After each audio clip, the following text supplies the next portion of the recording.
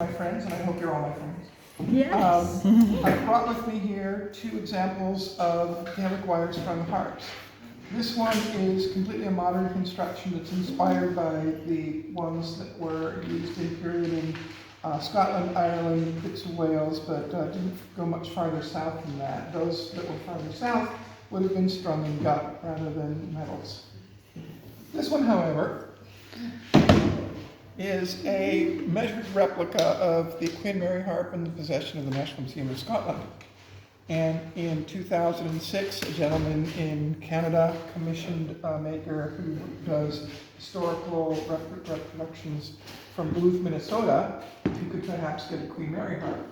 And in contacting the National Museum of Scotland, they gave him permission to take it out of its case and do a measurement down to like the millimeter level. He's not the first person to do that. In 1902, I believe it was, there was a gentleman by the name of Robert Bruce Armstrong who did the same thing, only he did rubbings of the carvings from that instrument and published them in his 1904 volume, The Scottish and Irish Harps. When the fellow from Duluth, David Courtier, made the measurements that he did, he was able to take the measurements, or the published, scaled down carving rubbings and scale them to be exact. And so his work is a replica that is very, very close to the one that is in the National Museum of Scotland. One thing you don't get from the rubbings is the amount of depth of the carving. And so it turns out that when you actually go to the museum and take a look at the one up in Edinburgh, the carvings are a bit deeper than this, but they match the shape and size and cut, which is quite cool. So the reason that Robert Bruce Armstrong did what he did was because at that point the instrument was that had been on loan for a while was acquired by the museum, and they had wanted to document it. And it was on loan from the Lug family, a noble family all in Scotland. And it had been in their family since Beatrice Jardine married John Robertson of Lug during the reign of Queen Mary of Scots. And Beatrice Jardine was one of the courtiers who played Queen Mary's instrument that was part of her royal regalia, that instrument, the best of the courtiers. And so the provenance goes back that far. Beyond that, it's older. But until about 3 or 4 years ago, when some dendrochrology and carbon dating had been done, it was not realized till then that this was a 14th century instrument. The best guess that people had had based on the carving was 15th century. So that makes this a replica of the oldest extant Gaelic wire strum harp in the world. The second oldest is the Trinity College harp. If you ever go over to Dublin and visit the Book of Kells in the lower floor, the first floor has the long room library, and in it is an instrument that is almost identical to this in size and shape. The carving's different, it's had more modifications along the way, but you can take a look, and I invite people to come and have a look at the difference in the construction technique between a modern instrument that is based on that is inspired by the old instruments, and was in fact, a lot of the planning for this layout was done by looking at Robert Bruce Armstrong's book and adjusting it for modern technology versus the way that this one was truly built in the methods that the original was built. On this one you can see there's panels of wood glued together. I forgot about my tuning key. There's great bunch of holes in the back that lets you access the back of the strings, that sort of thing. But the period examples are carved out of a single piece of wood for the box. They're carved from the back, and another wood panel is added to the back to enclose it. So if you'll notice, there's no good way to access the strings on the back, which means that changing the string is quite a bit fishing around through the hole to drag putting the end on it, pulling it back on through, so it's a bit of a faff, but it's the way they did it. The other thing about the construction here is that This is, as I mentioned, things are glued together, which for wood is not that fabulous because wood likes to move when it gets different temperatures and humidities. And so this joint here is not glued. It's a sort of a movable, expandable, curved surface against another one that lets it move a little bit rather than building up the tension inside the wood and leading to potential cracks. This instrument, however, there is no glue. The Exton instrument has gone through a lot of damage over time, and people have done things to fix it, including a broken joint on the back in which an iron piece was added to it. And it's controversial whether or not David should have done it or not, but in a previous harp that had gotten damaged in a way that when an airline baggage person stood on the case of the harp and cracked the mortise that this tenon drives into, he got a little paranoid about that sort of thing. And so that's the existence of this piece of hardware, but that is the only piece of hardware on the harp. Everything else is mortise and tenon joints that are held together by nothing more than the tension of the strings. And so there's a mortise and tenon here. There's a mortise and tenon here. There's a mortise and tenon there. And they're deep enough that they can't separate because of the tension of the strings. What else to say about them? I invite you to come and put fingers on this one, and if you're very careful also on this one, there's different stringing materials involved. We have extant pieces of mostly 17th and 18th century harps where they have found very small bits of brass stuck in the wood in the holes. Brass, bronze, we know that because of extant. We also have heard lots of poetry about the silver strings and gold strings on the harps. But if you break a string or retire a harp, you don't leave precious metals in it. So we have no extant examples of that, but we do have the poetic references to harps of gold and that sort of thing. Nobody would make a harp of gold. You couldn't carry it if you did, and it would cost the entire coffers of several kingdoms to make it.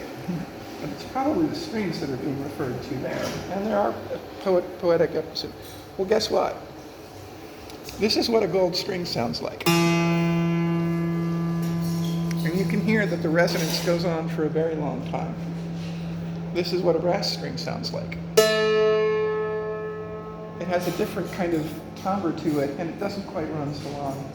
But it shows that a harp that Alistair bought me for Christmas in 1998, has a good sound to it, and it's something that people who are interested in it can get involved in. So that's kind of the construction comparisons between a modern harp and as close as I'm ever going to be to putting a 14th century instrument in my hand. How often do you play either one? This one's my kind of daily driver. Yeah. and this one's a tank. I mean, it has suffered some... daily driver.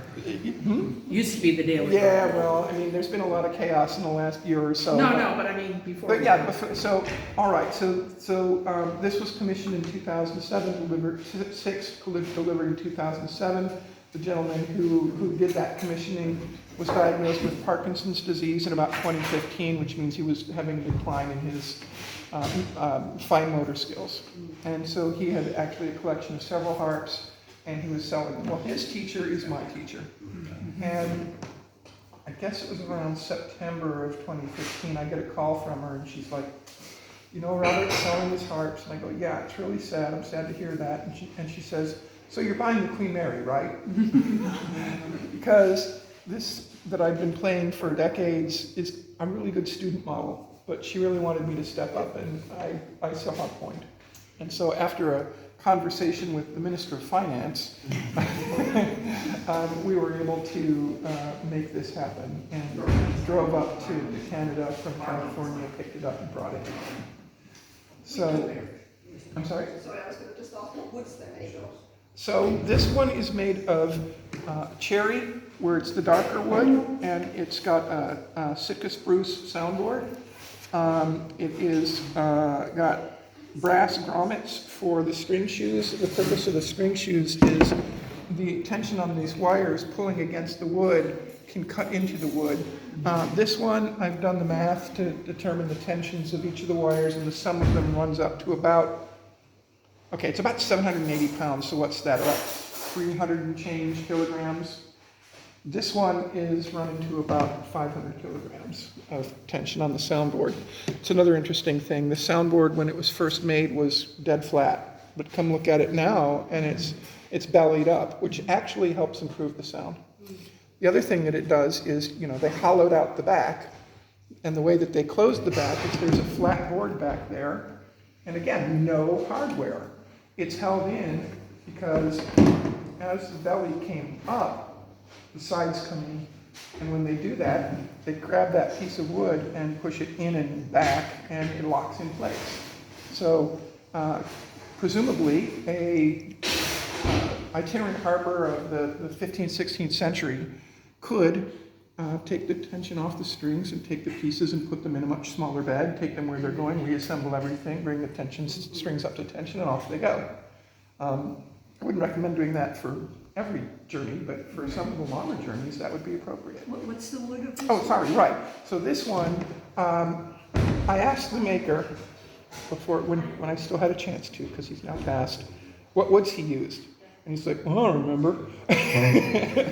But our best guess, based on the fact that my harp teacher was one who worked very closely with him, is she remembers it as being a willow box with oak curve and column. Don't know for sure, but that's her best guess from memory. I've seen some research recently that say that the Royal Museum worked out panels are painted. Have you considered painting them in accordance with research? When this was first built by David Courtier, and you can see remnants of it, he actually, Robert Bruce Armstrong documented where it was painted, and that it was painted in red, and that it was painted with vermilion. And so David Courtier replicated that by taking powdered pigment that he purchased and made his own binder, and the binder has not stuck well with it. So you can see bits of red here and there, and there was a lot more of it at the beginning. I do have a glamour shot from when it was first strung up, and so in addition to that, there's carvings all over it. But like, we have a wee bear here on the foot. We call that the foot. Roar. And there's rondelles with carving on them in each of the four corners of the column here. We have. That's really interesting because I thought I read that it was actually the sound. So it's really interesting to see it on the. Yeah, Robert Bruce Armstrong did not document that there was any there, but that doesn't mean there couldn't have been there, and it's long gone. So this we have a wyvern, and we have a griffin, and we have a lion. And on the original, the lion had been gouged out and a gem had been put in it, but the gem's long since gone, so there's just a gouged out spot there. This one's my favorite, and I really want to know the story behind it, because there's this horse with this little horn sticking out of its head and cloven. Oh wait, a unicorn. And it's feeding a fish to a sea monster.